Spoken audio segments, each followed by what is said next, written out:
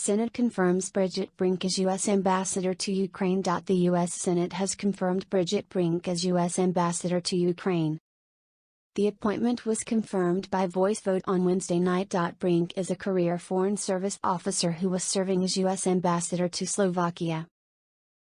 The U.S. Embassy to Ukraine has been without a confirmed ambassador since Marie Yovanovitch was recalled in May 2019 by then-President Donald Trump, under pressure from Trump's former attorney Rudy Giuliani and others.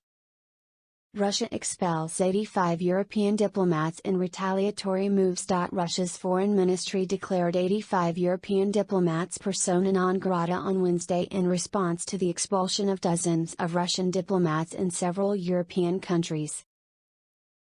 Among the diplomats expelled from Moscow are 24 from Italy, 27 from Spain, and 34 from France.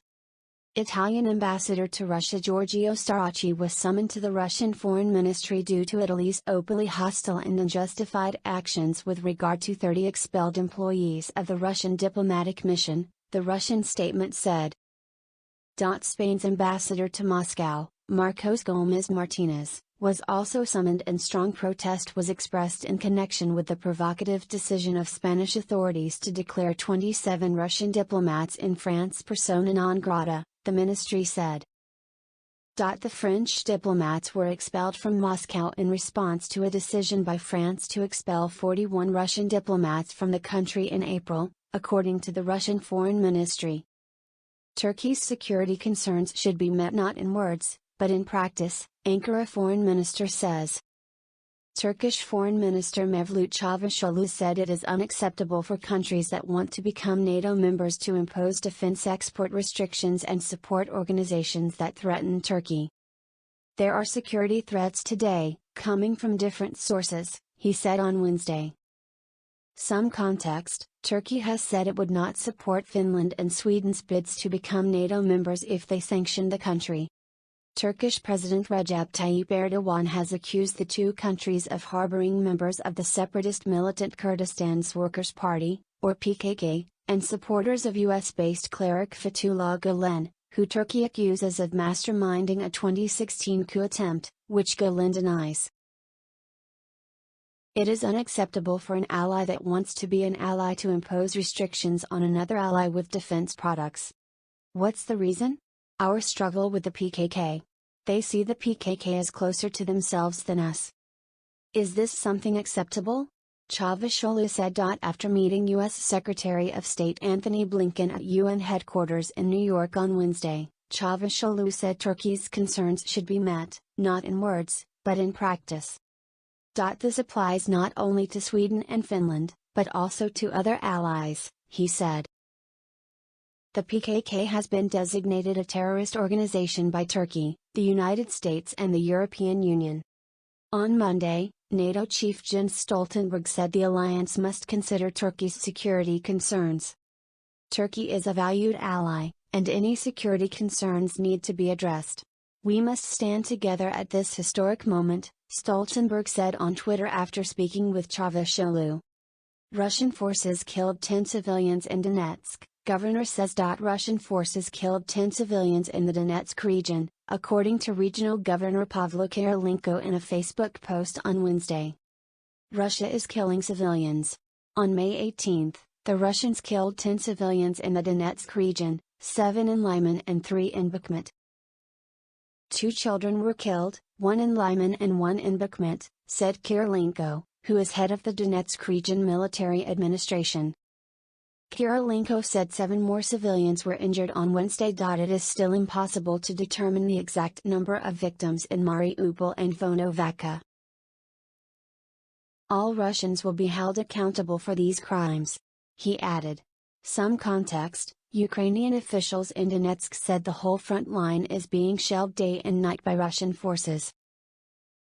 Kirilenko said that settlements, namely Bakhmut, Kostiantynivka and Solidar, more than 20 kilometers, about 12 miles, from the front line were also being attacked with airstrikes. Former Russian colonel contradicts earlier statements criticizing Russia's military operations in Ukraine. Retired Russian Colonel Mikhail Kodorinok said any talk about Ukraine being able to counterattack is a big exaggeration, just a day after he criticized Russia's military operations in Ukraine, saying the situation for Russia could get worse. Speaking to a Russian state TV channel on Wednesday, Kodorinok said, "When people talk about Ukraine acquiring the ability to counterattack, well, it's a big exaggeration. And as concerns the actions of our Supreme Command, there is every reason to believe that the implementation of these plans will in the very near future give Ukraine an unpleasant surprise." He also said it would be impossible for the Ukrainian armed forces to gain aerial supremacy in the next few months, and in terms of gaining naval supremacy, he said, "While our Black Sea Fleet is in the Black Sea, Ukraine's Black Sea Fleet having supremacy is out of the question." On Tuesday, however, Kodorinok said information being spread about a moral or psychological breakdown of Ukrainian armed forces is not even close to reality.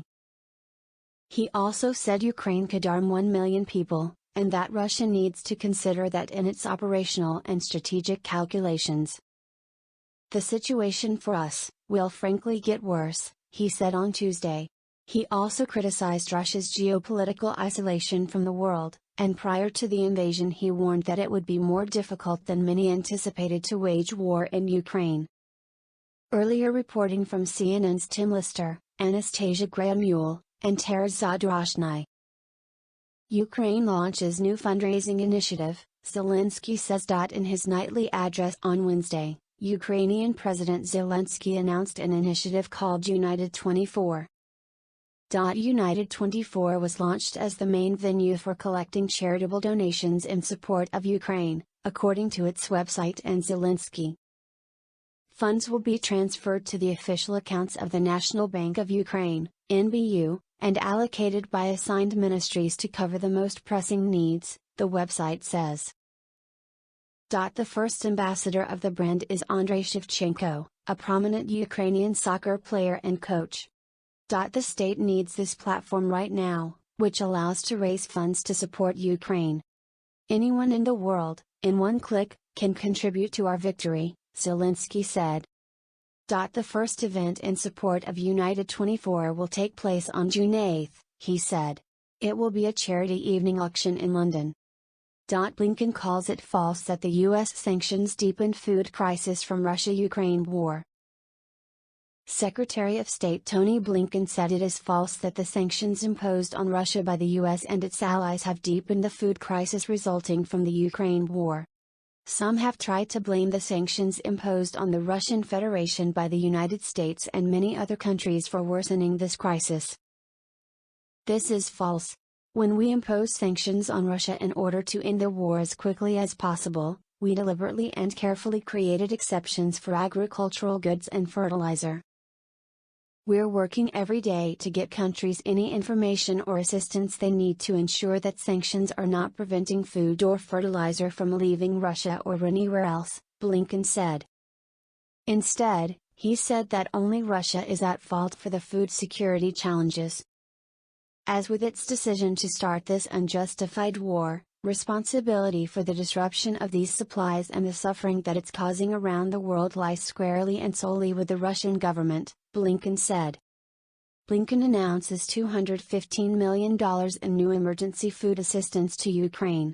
U.S. Secretary of State Tony Blinken announced that the U.S. would be giving an additional $215 million in new emergency food assistance to the crisis in Ukraine and called on other countries to swiftly aid the growing global food crisis due to Russia's invasion of Ukraine. Today, given the urgency of the crisis, we're announcing another $215 million in new emergency food assistance, and we'll do much more, Blinken said at the United Nations on Wednesday during a ministerial meeting on global food security. We expect our Congress very soon to approve approximately $5.5 billion in additional funding for humanitarian assistance and food security. Blinken also said that the U.S. would be committing $500 million to boost U.S. production of fertilizer. This comes as there is an increased need for fertilizer in countries that traditionally got it from Russia, which is the world's largest exporter of fertilizer. and the cost of fertilizer, essential for farmers to hit their production targets for crops, has also risen in cost as output in Europe has also plunged thanks to the surging price of natural gas, a key ingredient in nitrogen-based fertilizers like urea. Blinken called on other countries that have fertilizer and grain, which is also facing global shortages because of the Ukraine war, to rapidly help with this growing crisis. The cost of doing business for vital organizations like the World Food Programme, the Food and Agricultural Organization, UNICEF and others, the cost of doing business is going up. We have to help them continue to do their business, Blinken said. In particular as well, countries with significant grain and fertilizer reserves as well as those with financial resources need to step up and do it fast. The United States has announced more than $2.3 billion in new funding for emergency food assistance to meet global humanitarian needs since Russia's invasion of Ukraine. Russia closes CBC's Moscow bureau after Canada bans Russian state TV. Canadian broadcaster CBC has announced Russia closed the company's Moscow bureau and stripped journalists of their visas and accreditation, the channel said on a statement on Wednesday. CBC said the decision is a retaliatory move after Canada banned Russian state TV station Russia Today. We have maintained a bureau in Moscow for more than 44 years and are currently the only Canadian news organization with a permanent presence in the country. Our journalism is completely independent of the Canadian government and we are saddened to see the Russian government conflate the two, Chuck Thompson, CBC's head of public affairs, said in a statement. This appears to be another step by Russia to stifle a free and independent press within its borders. We are tremendously proud of the journalism our correspondents have produced in Russia over the past many years and we will continue to tell the story of Russia as best we can from outside the country, he added. Prime Minister Justin Trudeau said Russia's decision to expel Canadian media from the country was an unacceptable attempt to silence them from reporting the facts. Journalists must be able to work safely, free from censorship, intimidation, and interference.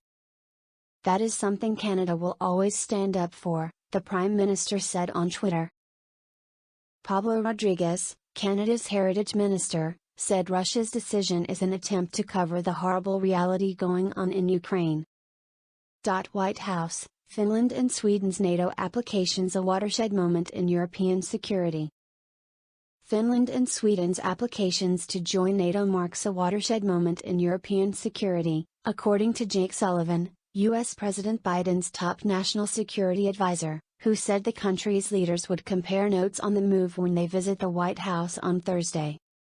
This is a historic event, a watershed moment in European security, National Security Advisor Jake Sullivan told reporters at the White House. Two nations with a long tradition of neutrality will be joining the world's most powerful defensive alliance, and they will bring with them strong capabilities and a proven track record as security partners. Biden said on Wednesday, "I think we're going to be okay," when asked by reporters how he will convince Turkey to support Finland and Sweden's bids to join NATO. The leaders of Finland and Sweden are coming to see me on Thursday. I think we're gonna be okay, Biden said. When reporters followed up again asking if he could convince Turkey, Biden said, "I'm not going to Turkey, but I think we're gonna be okay." Meanwhile, the White House said it is confident that Finland and Sweden's applications for membership to NATO will be approved, despite concerns from member country Turkey. All 30 NATO members must give unanimous approval for a country to be accepted into the alliance. Turkey's President Recep Tayyip Erdogan said this week that he would not approve Sweden and Finland's NATO membership if they sanction Turkey and that delegations from the nations should not bother coming to Turkey to try to convince that nation to approve their country's NATO membership. But Sweden and Finland are both engaged with Turkey regarding its concerns, as well as top U.S. officials, Sullivan said, and there is confidence that the expansion can progress. We're confident that at the end of the day, Finland and Sweden will have an effective and efficient accession process, that Turkey's concerns can be addressed, Sullivan told reporters at the White House. Sullivan said he spoke with his Turkish counterpart Wednesday and that U.S. Secretary of State Antony Blinken would also be meeting with his counterpart in New York, and that the administration feels very good about the process. Pressed again, he later suggested that Turkey would eventually come around in a display of unity. The great thing about the free world, about the Western Alliance, about NATO is that you've got a raucous collection of states that all have opinions, that all have perspectives, that all have interests, but they also know how to and when to pull together and how to settle any differences. And I expect these differences will be settled. I expect that NATO will speak with one voice in support of Finland and Sweden at the end of the day, the Biden advisor said. U.S. Secretary of State heralds reopening of U.S. Embassy in Kyiv as a momentous step. U.S. Secretary of State Antony Blinken announced that the United States raised its flag over the U.S. Embassy in Kyiv on Wednesday in what he called a momentous step, marking the reopening of the embassy after it closed 3 months ago ahead of Russia's invasion of Ukraine. Today we are officially resuming operations at the U.S. Embassy in Kyiv. The Ukrainian people, with our security assistance, have defended their homeland in the face of Russia's unconscionable invasion, and, as a result, the stars and stripes are flying over the embassy once again. We stand proudly with, and continue to support, the government and people of Ukraine as they defend their country from the Kremlin's brutal war of aggression, Blinken said in a statement. Blinken reflected on the U.S. commitment to the Ukrainian government and Ukrainian people, even when the embassy was closed in recent months. 3 months ago, we lowered our flag over the U.S. Embassy in Kyiv, Ukraine, just days before Russian forces streamed across Ukraine's border to carry out President Putin's unprovoked, unjustified war of choice. When we suspended operations at the embassy, we made the point clear, while we would relocate U.S. embassy personnel for their safety and security, this would in no way prevent our engagement with, and support for, the Ukrainian people, government, and civil society as well as our allies and partners, Blinken said. Blinken noted how this has been a goal the Biden administration began working toward the minute that the diplomats left.